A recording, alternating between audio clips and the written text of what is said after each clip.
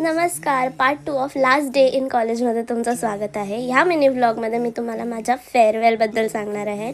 आमच्या ज्युनियर्सनी खूप एफर्ट्स घेतलेले. त्यांनी छान लंच, हा क्यूटचा केक आणि खूप छान डेकोरेट केलेले आमचे क्लासरूम्स. आणि आमचं असं एक ग्रँड वेलकम केलं त्यांनी सॉंग्सनी वगैरे. And we also danced to that songs.